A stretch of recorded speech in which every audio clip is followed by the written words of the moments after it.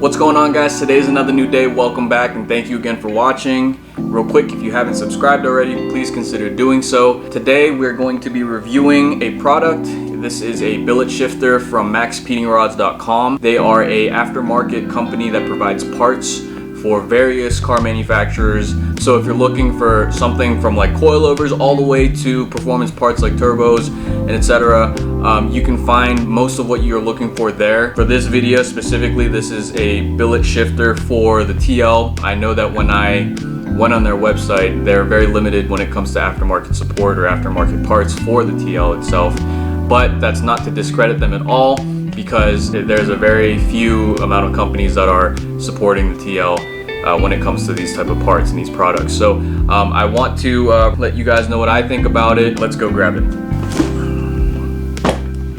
Okay, so I haven't actually opened this box yet. I have no idea if everything's in here or not. Okay, we got a bunch of foam in here, packing foam. I'm just gonna throw this on the ground for now. I'll clean it up later. I'm gonna pull this out now. So this is the shifter. There's something in this box. Got some type of pamphlet, another piece of paper. Okay. Alright, so that's it. So this is what comes in the box, guys. You have basically a promotional paper here that kind of shows, well, it has their contact info, and then it also tells a little bit about what they provide. We have this little brochure or pamphlet that they have here. It says, in 2006, Maxpeedingrods was founded with the development concept of success derived from devotion, and happiness comes from sharing. Okay, and then it goes on and on more about the company. I'm sure all of this information is on their website, so I will leave the link down in the description. If you guys are looking for parts, and it doesn't have to be for the TL, if you have another car, go ahead and check them out. Their pricing is reasonable, and it's competitive with other companies. So definitely check them out.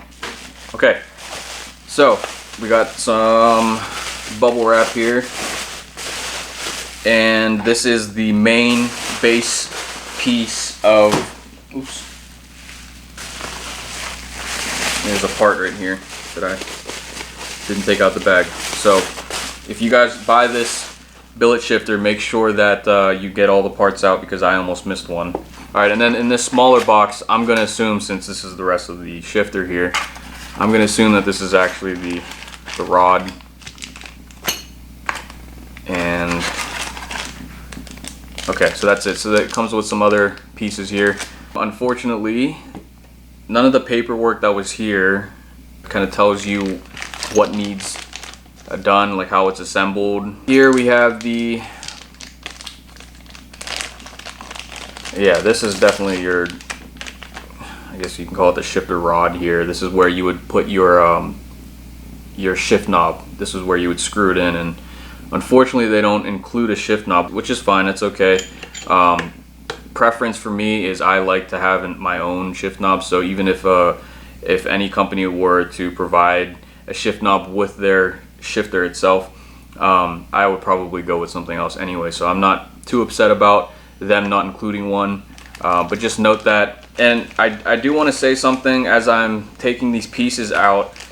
This shifter looks very similar to the K-tuned billet shifter for the same cars, and I know a lot of people will say that this is a replica, this is a mimic, and again, this is an honest review. It looks identical to it aside from the K-tuned logo.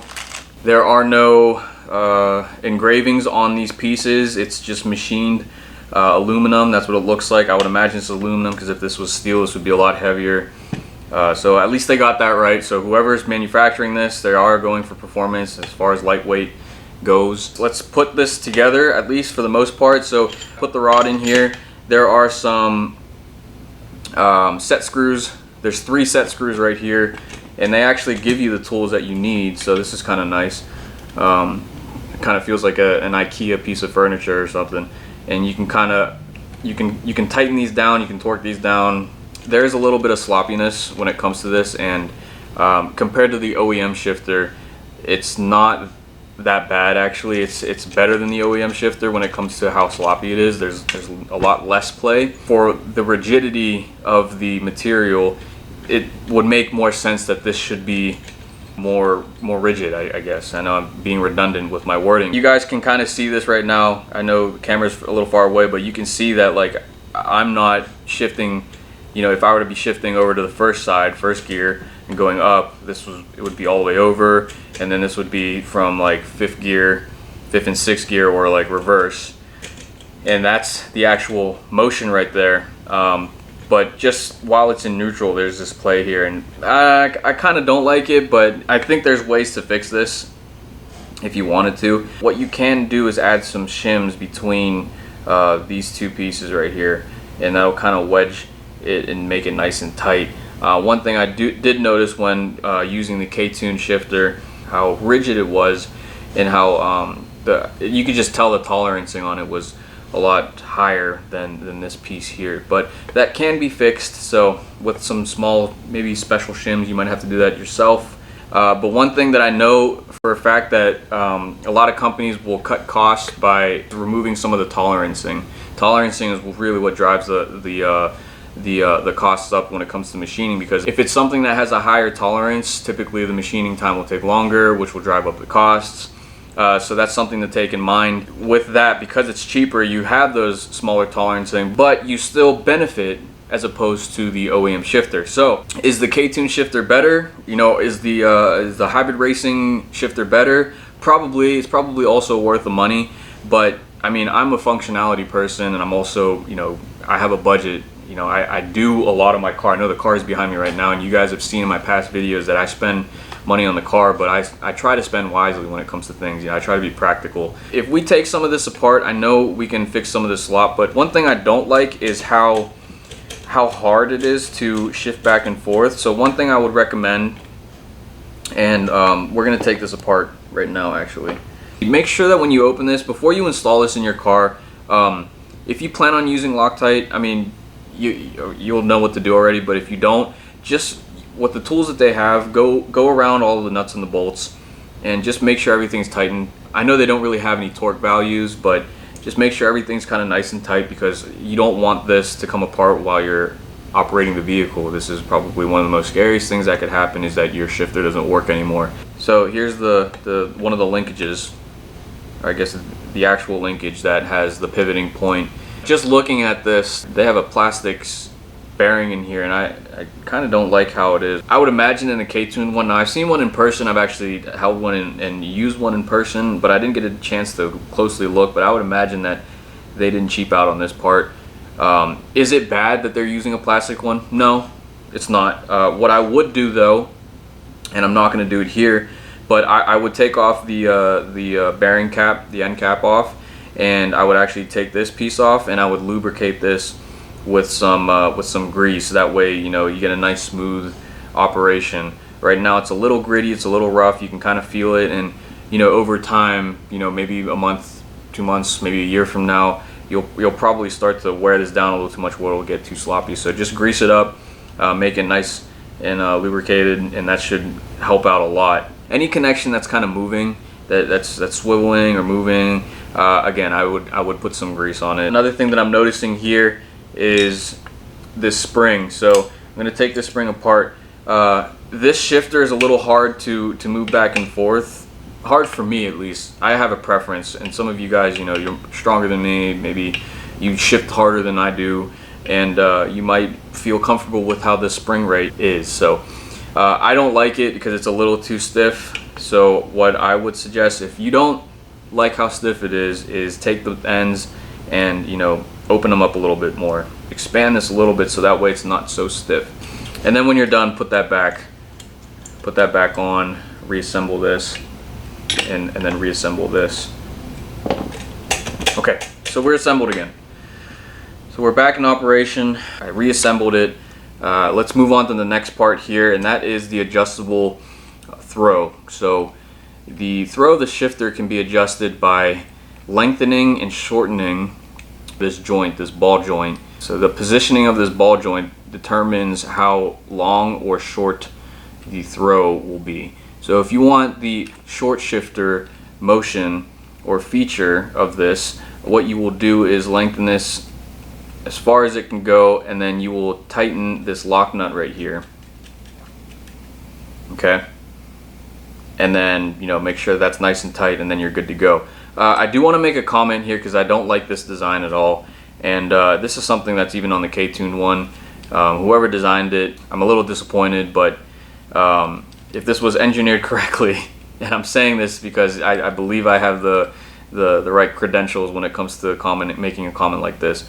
When it comes to fatigue stresses in a bolt, over time it's going to actually break at the root of the thread. Whenever you use a nut or a bolt, something that has threads, the main purpose of it is to clamp, not to act as something for shear. It's supposed to clamp so that way you have the frictional forces holding it together. I've seen 2 people actually break these threaded ball joints here because of that reason specifically. Is just after a certain amount of time, when it goes through fatigue, it's just going to break at the root of the thread, and it's just not a good design. So it's something that I myself may even offer a solution for it, but just keep that in mind.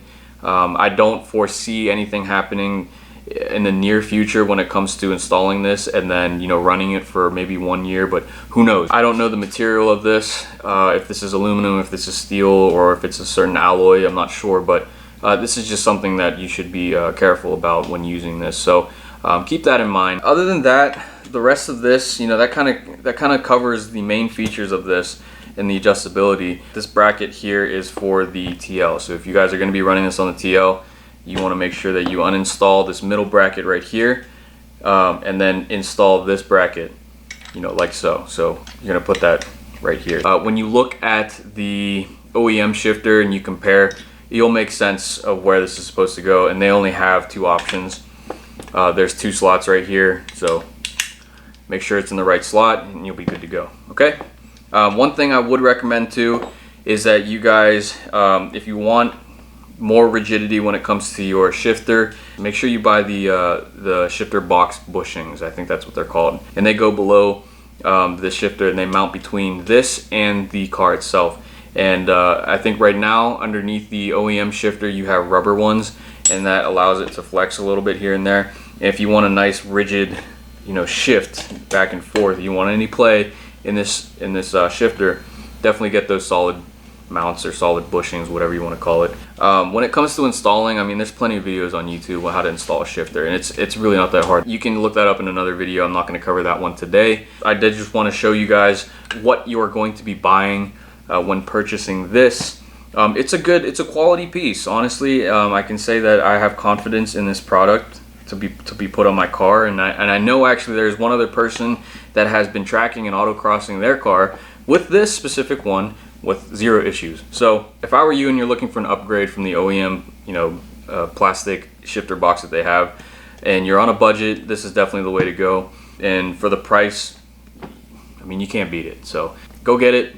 Again, the link is down in the description, and I'll show you what it looks like in the car. Watch the rest of my videos and you'll see how I drive the car, what type of power it's putting out. This shifter can handle it. This is what the shifter looks like in the car, and I actually have my own shift knob in it. I have been running this for quite some time, and I'm really impressed with the results, and I love how it feels. Honestly, it has a nice smooth feel after I fixed all of the issues, and it goes into gear very nice. So that concludes this video here. Hopefully I gave you guys a good enough review and maybe boosted your confidence in buying something like this. I know there's not too many videos on this type of product, but if you guys are indecisive when purchasing this, I would recommend purchasing it. You would be confident as well as I am in this product. So I just wanted to put that out there and end this video here. Thank you again for watching so much. Don't forget to subscribe if you haven't already, and I'll catch you on the next one.